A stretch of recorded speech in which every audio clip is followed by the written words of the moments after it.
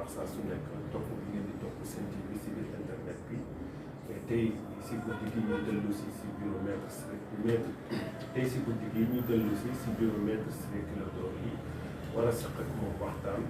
si mbirum Ousmane Sonko ma nekk fekk sa benn conseil ngoone bu sans limite maître Ciré Clédor nuyu nañ la ñu bàyyi la nga nuyoo ak Sénégal yi lan moo waral guddi gi nga jàkkaarloo ñaari organe de presse yi Sen TV point info ak sans limite point com. maa ngi nuyu tous les auditeurs ñu nekk ci réew mi rek ñi nga xam ne nekk nañ ci ñu nekk bitim réew di leen gërëm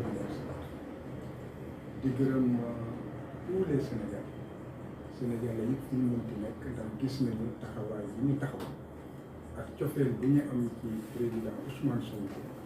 ak yéene bi ñu am pour que mu jël réew mi ak confiance bi ñu am ne que bu jëlee réew mi dina ko doxal ci programme bi nga xam ne moo tax nit ñi gëm ko nit ñi topp léegi nag dafa am question yoo xam ne dafa bari boobu ñu koy posé te laaj na ñu leeral ko benn yoon àddina yëpp xam question yooyu lan mooy ay tontu maanaam sénégalais yi dañoo ragal nekk dossier Ousmane Sonko dafa am lu ci manqué kon war nañu wax dossier bi nga xam ne que dañ koy yóbbu conseil constitutionnel lan moo war a nekk ci biir muy benn ñaareel bi it li ñu yar ragal ne que dafa manqué mooy li nga xam ne que dafa jóg ci administration maanaam direction générale des élections bi nga xam ne que dafa bañoon joxe ay fiches de parrainage ak la caisse de dépôt et de consignation bi nga xam ne daa jël chèque bi ñuy joxe pour caution ba pare bañ a joxe kii bi nga xam ne que moom mooy wane ne que jot na donc question yooyu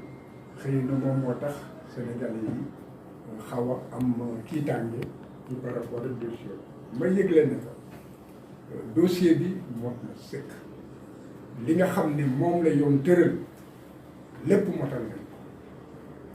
léegi nag li ci des moom moo di que ñi nga xam ne que ñoom ñoo war a génne dogal di ñëpp di xaar ndax dinañ ko génne wala duñ ko génne kooku yàlla rek xam benn dossier ñu war a déposer lan la moom moo di que président Ousmane Sonko dafa war a bind ne que damay déposer dossier déclaration de candidature bind na ko signé na ko jébbal nañ ko conseil constitutionnel kon kooku mënul am lam-lam ñaareel bi ñu ne que bu fekkee ne que dafay déclarer ne que day nekk candidature day nekk candidat signé na këyitu déclaration candidature bi daf ko war a ànd nag juróom-ñeent këyit yoo xam ne bu fekkee ne que mot na bu boobaa dañuy saytu këyit yi pour xam ndax këyit yi na ko yoon bëggee mel na noonu wala melul noonu léegi ci biir loolu mu am këyitu parrainage benn bi moom moo di war na joxe certificat de nationalité lii wane que ni moom sénégalais la et que maanaam seddoowul Sénégal ak beneen réew kayit boobu déposé nañ ko ñaareel bi moom moo di photocopie légalisée carte d'identité bu CEDEAO kayit boobu it man en tant que mandataire ak représentant moo di man la def man doon ndawam fu mu war a teew ma teewal ko fañ ko war a waxal ma waxal ko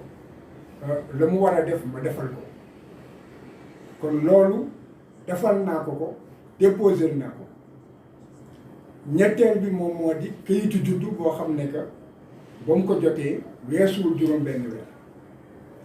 kayit boobu it déposé na ko ensuite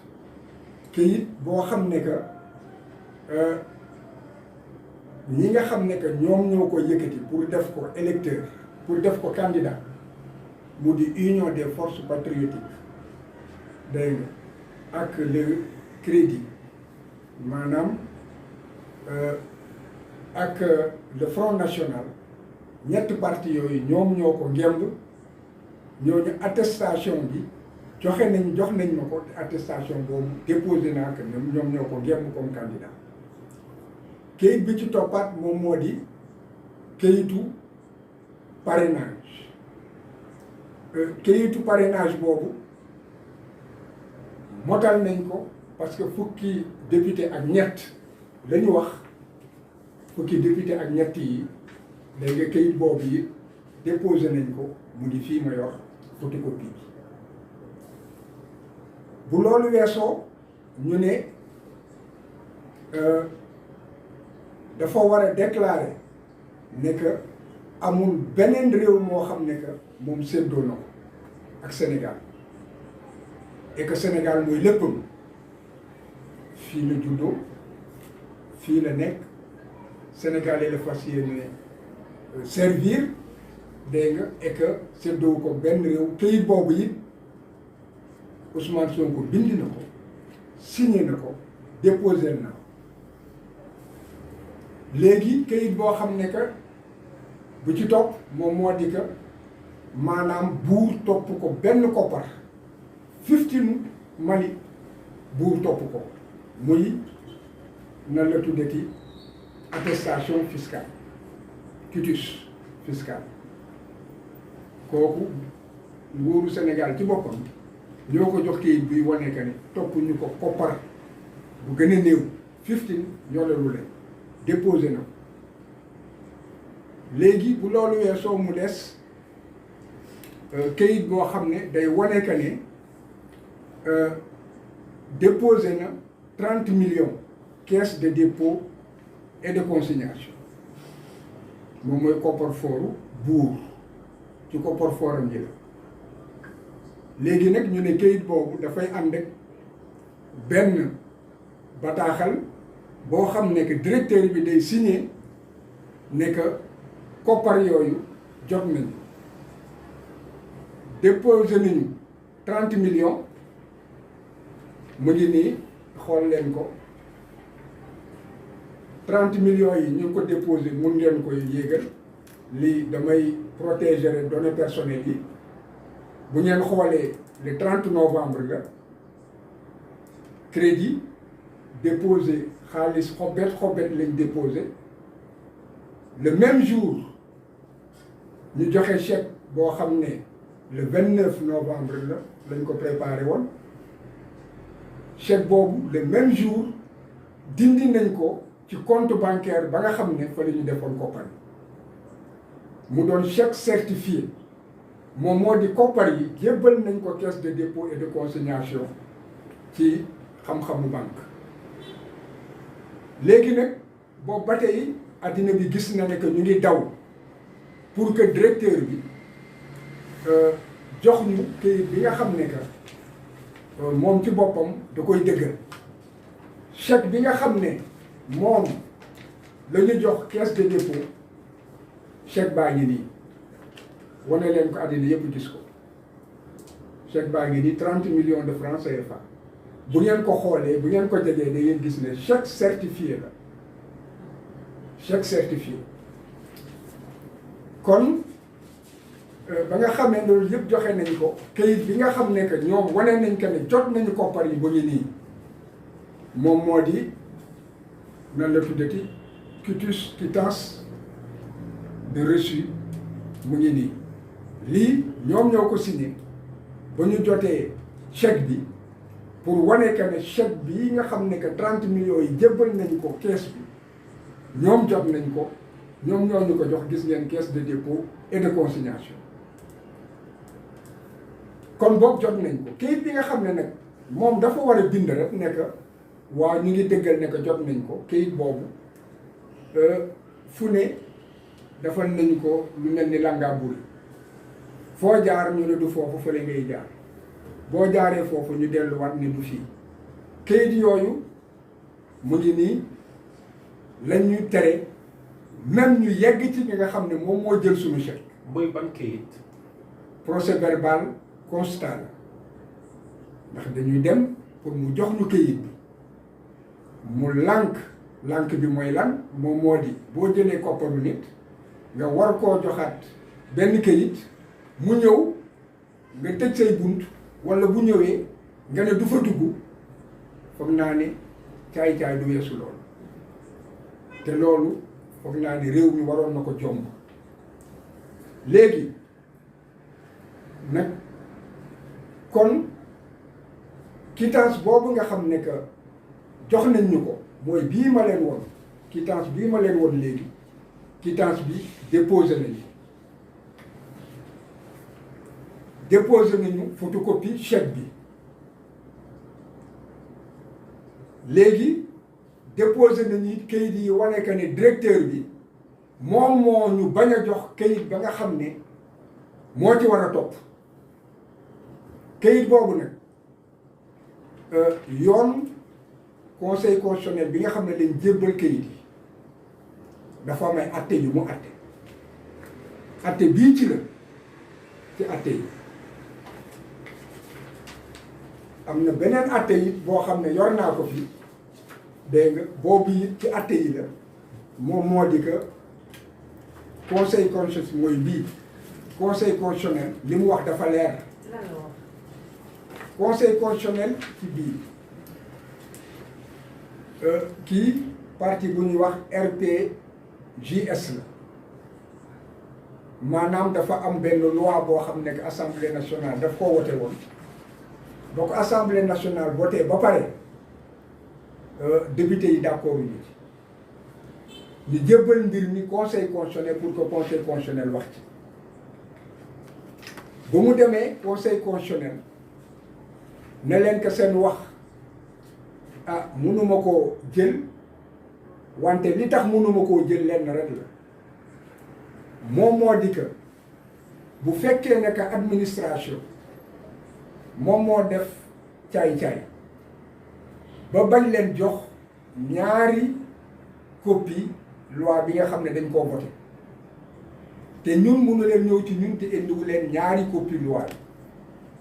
administration caay-caayam mënul tax que ngeen jot seen droit wante nag li ñu leen di reprocher moom moo di que indiwu leen constat initié bi ngeen indi constat bi yéen demu leen ca ka ngeen xam ne moom ngeen waroon laaj loi bi su ngeen demoon ci moom kon ñu dégg ci biir loolu ne que bu demoon ci ñoom kon constat initié bi dina doy kon boog fii indi nañ ay constat initié yi wane que ne dem nañu ci nga xam ne que moom moo ñu war a jox attestation et que moom moo indi blocage beneen bi moom moo di dossier bi nga xam ne que Yewwi Askan Wi dossier boobu it conseil constitutionnel maanaam dafa nekk procès verbal yi nga xam ne que def nañ ko procès verbal yooyu maanaam wane na ne que état bi moom moo bañ a def la ko yoon wax maanaam joxe këyit yi nga xam ne war na ko joxe kon boog këyit bi nga xam ne que manqué na loolu mënuñu cee sanctionné dégg nga Yewwi Askan Wi et que dossier baax na kon boog ñu jàpp ne que conseil constitutionnel boo indee firnde ne que li manqué du ci yow wante la manqué administration bi ci caay-caayam moo ko bañ a joxe bu boobaa lam ko jox doy na preuve ne que maanaam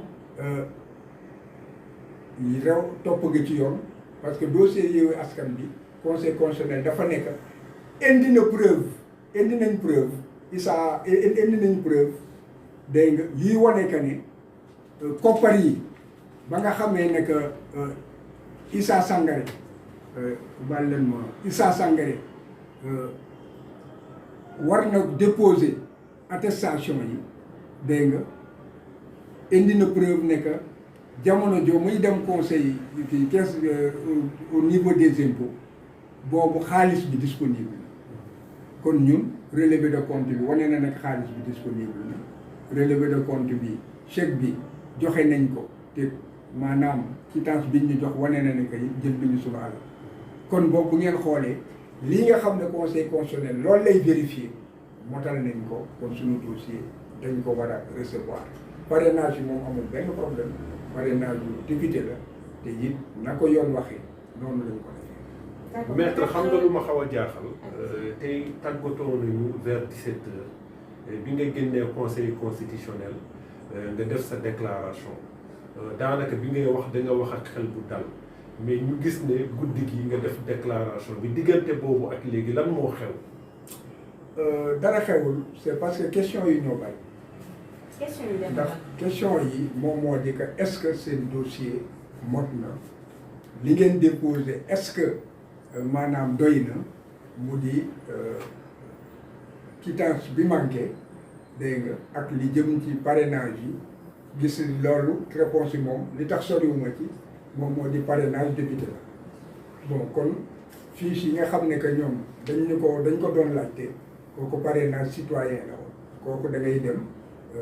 ñu mot ay ñeent fukki junni nit ku ci ne signé la ne porte naa sa candidature kon loolu soxlaatuñu ko parce que amoon nañu fukki député ak ñett kon loolu du problème léegi nag li jëm ci caisse de dépôt et de compte DGE ñoom dégagé nañ leen proprement te it pour ce qui est de la caisse de dépôt et de consignation foofu attestation bi jotuñu ko dañoo xool naka la conseil constitutionnel di doxalee bu fekkee ne que nit ki am na ay gàllankoor yuy tere que pièce am mot mooy décision yi nga xam ne won naa leen ko benn bi mu ngi nii beneen bi moom moo di décision Issa Sangaré nga xam ne que wane nañ ko ne xaalis bi disponible na ñun wane nañ ko ne xaalis bi disponible na won naa leen léegi relevé de compte bancaire bi li nga xam ne xaalis bi génnee nañ ko wane nañu it naka jël nañu suñu xaalis ndax jël nañu suñu chèque kon boog kayit boo xam ne dañ koy bind rek day nga reçu dina remplacer en fait attestation parce que attestation day firndeel rek ne que ñoom jot nañ ko te reçu bi it mënuñu joxe reçu ne que jot nañu 30 millions te jotuñu wan naa leen chèque bi c'est certifié la c'est disponible. kon boog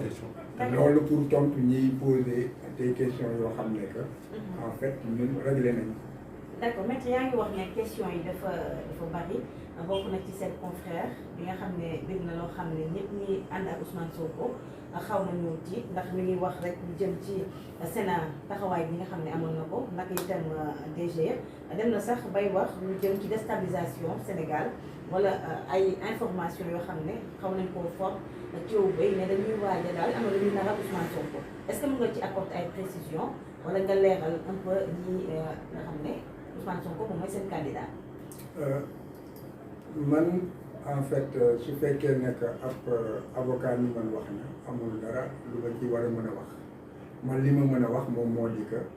man maay mandataire bi man maay représentant bi dossier yi xam naa li ci nekk xam naa ne li ma teg ak li ma wax ak yéen tey xam ngeen ne que xel bu dal la moom moo di que lépp lu yoon wax def nañ ko te lépp loo xam ne it conseil constitutionnel fa la doon jaar yëgal lu fàttali nañ ko ko te it xam nañ ne que foofu la war a jaar kon boog ñun bu fekkee leneen am na dina doon loo xam ne dina jaaxal Sénégalais yi dina jaaxal addina bi ndax dossier bu complet la te it ñu xam leen moom moo di que dossier bi nga xam ne dañ koo déposé dossier bi dañ koo scellé maanaam dañ koo tëj bañ ko tëjee tamponné naa greffier en chef bi tamponné kayit boobu kenn amul droit tijji ko ba mu yegg ci kanamu commission de parrainage bu boobaa su yeggee foofu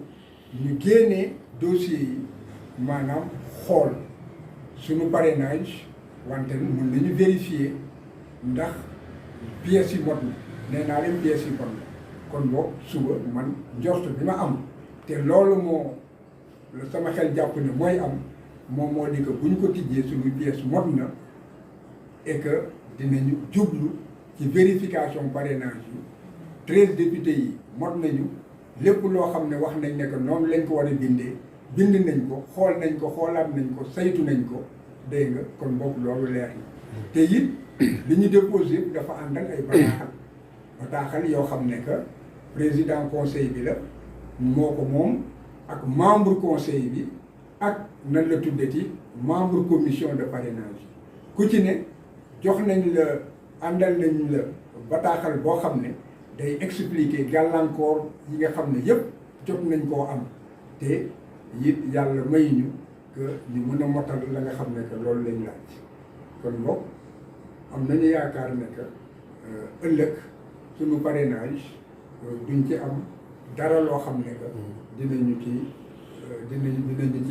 bett lu dul betteel lu neex. Maître, vous êtes le mandataire de la coalition Sonko Président 2024.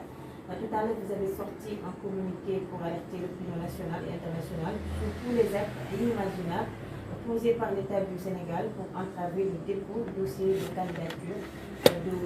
Ousmane Sonko. En l'occurrence, vous êtes son mandataire. Est-ce que vous pouvez revenir un peu sur ce qui s'est passé?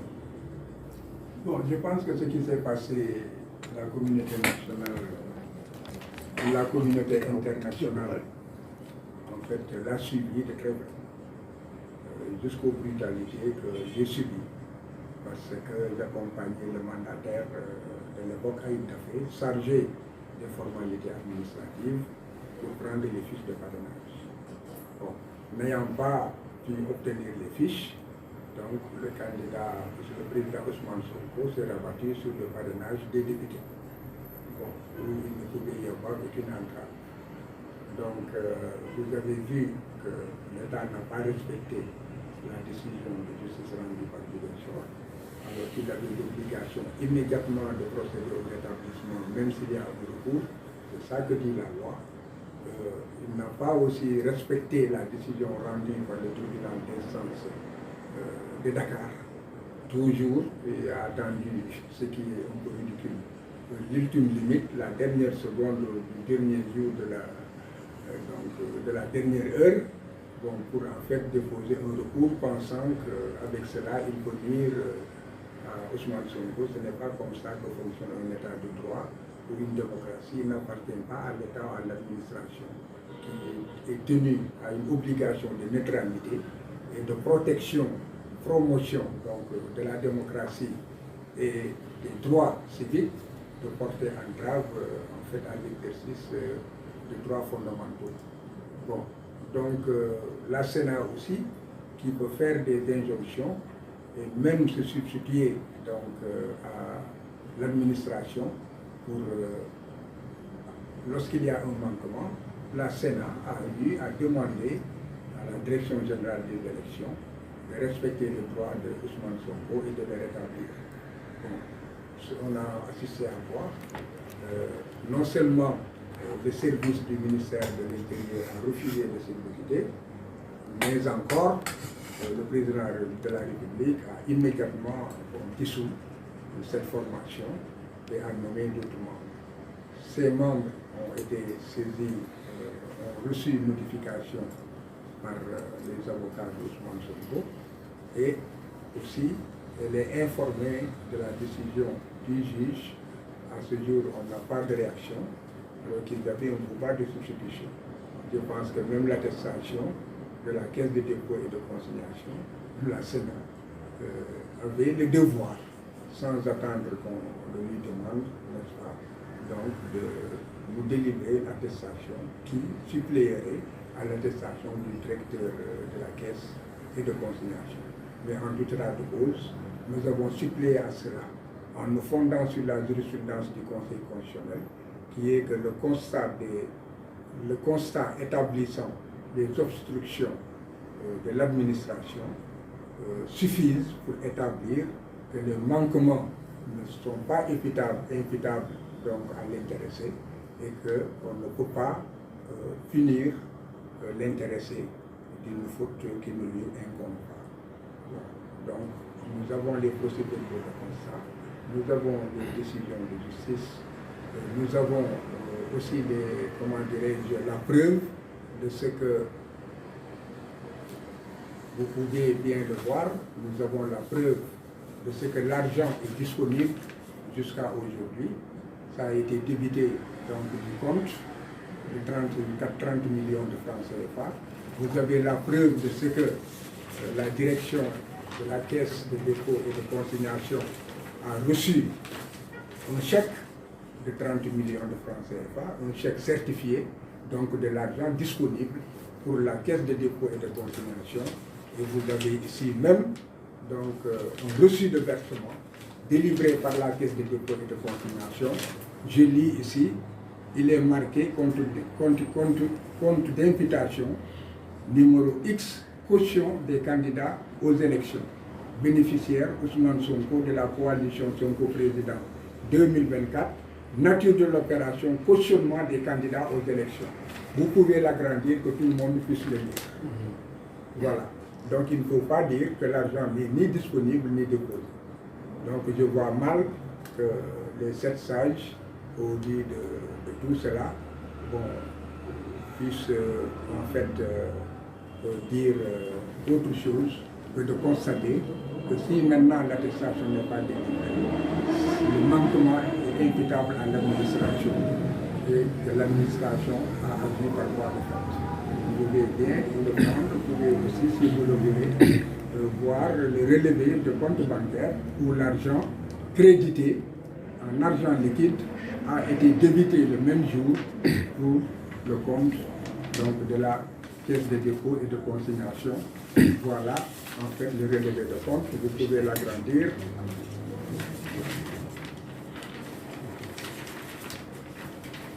Je garde les données personnelles. Voilà, donc c'est en jaune. C'est en jaune. Voilà. Vous voyez, versement, on peut bien lire en liquide. Ensuite, vous voyez versement par chèque, débité du compte le même jour, 30 novembre. Je vous ai montré tout à l'heure le chèque. Bon, donc maintenant, je pense que tout le problème est de savoir si ce pays va s'ancrer dans la démocratie, ou bien si en fait l'affaissement de la démocratie par le fait de l'administration va continuer. D'accord. Il y a des informations qui circulent. L'élimination de Ousmane Sonko est déjà actée par le Conseil constitutionnel. En tant que son mandataire, est-ce que vous pouvez apporter des précisions par rapport à ces informations? Je ne peux pas en fait confirmer une information. Je n'ai pas. Moi, je suis convoqué pour demain pour la vérification des listes de parrainage. Donc je pars pour la vérification des listes de parrainage. Donc l'élimination de Ousmane Sonko, je me demande où est-ce que vous avez pris cette information. Alors que, en fait, l'enveloppe contenant les parrainages est scellée et ne peut être ouverte que devant moi.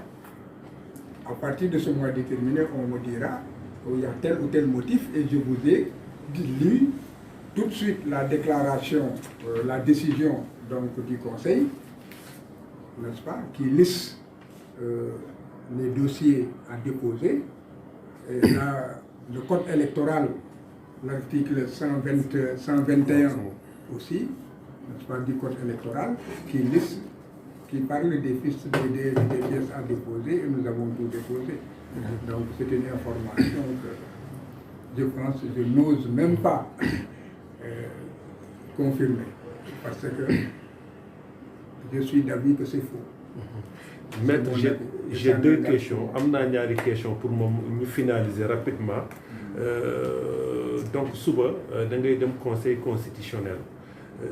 Biñu doon def tirage au sort, biñu doon def tirage au sort, Ousmane Sonko mo ngi génn 4e position. Mais tay sa biir déclaration nee nga suba moom la ñuy njëkk a saytu moo nekk numéro 1 loolu lu waral loolu. Parce que dama faa bëgg a njëkk ndax ñeenti nit dañu wax ne que ñoom liste bi génn na calendrier bi dinaa leen ko won léegi. Donc suba ñeenti nit la ñuy recevoir. À 9h30. dañoo convoqué woon ñeenti nit. ñeenti yooyu ci laa wax. su ma fi jiitoo kay man la ñuy njëkk a sax. looloo tax ma ne que moom la ñu war a xëy na ñu njëkk ko saytu. te buñ ko saytoo it bu dee dañoo teg lépp fa mu war a jaar maanaam ci article bii nga xam ne que moom laa wax léegi moom moo di article 121 nga xam ne dafa wax li yoon wax ne que lii la ñu war a dugal wante la ñu dugal waruñu koo xool dañu war a xool parrainage bi est-ce que jaar na yoon wala jaarul yoon dañu xool est-ce que pièces yi ñu ngi fi jëmm ji la ñuy xool mais duñu xool ci biir te jëmm yëpp a ngi foofu kon boog parrainage bi dañ ko war a xool ndax moom jaar na yoon bu jaaree yoon nag bu boobaa le conseil constitutionnel di dem commission bi du ko fekkee ñoom rek ñooy dem léegi nag luxu mbuut këyit bu ci ne saytu ko bu fekkee da ngaa juum sax ci sa juddu ñu ne sa këyit baaxul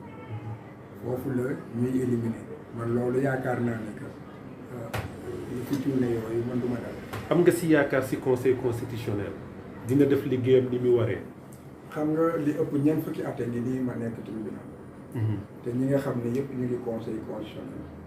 yaakaar naa ne buñ ma njëkkee tribunal it ñoom ñoo ma mag benn at la wala ñaari at kon ñoom ñëpp ku ci ne xam naa lu ci biti te xam naa lu it lu bari ci liggéey li ma mën a wax moom moo di que confiance am naa conscience nag waxu warul tekki ne que munoo am betteel betteel moo may jaax ci ñoom fi ñuy daanale Ousmane Sonko. te it ma ciy boole ne que nag buur daa bari doole. waaw ak bari pexe. fi ñuy daanale est-ce que yaa ngi déggante ak sa client Ousmane Sonko est-ce que kañ nga mujj a gis ak moom ak état ak fan la toll et cetera. Ousmane mu ngi ci jàmmam ndax gëm na dossier bi dama ko préparé moom te dafa di koo xam ne que pepp suuf du ko rëcc. kon dañ ko vérifier ba lépp leer kon xelam dafa dal dégg kooku muy benn ñaareel bi it moom moo di dafa di ko gëm yàlla xam na ne que nit bëri nay pexe gis nañu pexe ak caay-caay yi nguur yëpp te yàlla dégg nga wommat na ko ba mu àgg fii kon boog nit ak ay pexem yàlla ak dogalam kon mu ngi gëm-gëm ñetteel bi moom moo di xeebul Sénégalais yi xam na ne que Sénégalais yi incha allah rabbi li nga xam détermination bi ñu am dégg nga état bi yàgg-yàgg dina leen ci fekk. investiture am finalement autorités yi bañ nañ ko lan mooy réaction Ousmane Sonko. non xam nga wax naa ne que yëfu wuñu la te it réew mi. dafa am maanaam ay nit ñu tuuti ñu ko ŋànk lii lépp li nga xam dañ ci war a def jàngat moom moo di que démocratie ci réew mi depuis 2014 nee woon naa ne que démocratie yi wéy di dem boobu xamoon naa ne que leneen ca kaw ñu koy wax ak di ko wane bokkul rek li nëb xasew rab ci suuf ñaareel bi it que yoon état de droit moom it mu ngi wéy bu 2014 léegi nag événement yi dafa permettre Sénégalais yi jaxaran ñu xam li nga xam ne que ñoom ñoo ŋànk réew mi naka lañ ko mës a doxalee ak ci lan la ñu yaakaar moom moo di doole ak caabi gannaaw et que mu jaral leen lépp nit wante ni ñu am ngëm nekk ak nu mënti weer suñu Sénégal bi kenn duñu ko yàq. maître ñoo ngi lay jaajëfal bu baax yaa ngi nekkoon ak Mouhamed Wagué Sen TV Info ak Ngoné sans limite point com sa dernier mot. sama dernier mot moom moo di que ci wolof moom moo di que Sénégalais yi yeewu nañu te dootuñu na kooku na leer ci ñëpp di wax it ne que nañu pare pour que Ousmane Sonko mën a yeggali yéene bi mu amal Sénégalais yi te mënu ko yeggali tant que nekkul président kon boog ñu taxaw temb pour que ñu war a mën a yegg ci élection yi te gëm nañ ne que ñi nga xam ne tey jii ñoom ñooy yor kayit yi du ñu dem ci du ñu waroo askan wi ndax askan wi li ñu bëgg ak kayit yi nga xam ne dafa leer yaakaar naa ne que am naa yaakaar ne que du am woro. maître ñoo ngi lay jaajëfal bu baax. suñu mbokk sénégalais ñoo ngi leen di jaajëfal bu baax topp bi ngeen di topp Sen TV ci biir internet bi ñoo ngi leen di jox rendez-vous suba conseil constitutionnel incha allah lépp lu mën a am rek ñoo ngi ànd ak maître Ciré Clédor Ly demain matin au conseil constitutionnel. maa ngi gërëm auditeurs yëpp. di ñaan jàmm ci réew mi. di ñaanaat xel yi dellu si te it ñoo xam ne que réew mi ñun ñoo ko bokk. et que dara warul tax muy yàqu te it waruñu nangu une poignée de personnes ñànk ko di ko foofu jërëjëf. merci xaaral metti ma dindi micro bi. maître suba ban heure nga koy def. kan man man koy bëgg a être là-bas très tôt ñu dem lii xew ñu xam ko. man de façon dinaa fa nekk 7 heures. ñu de bonne pour de da ngay actionné rek man moom bu may actionné maître da ngay jóg taxaw mu am.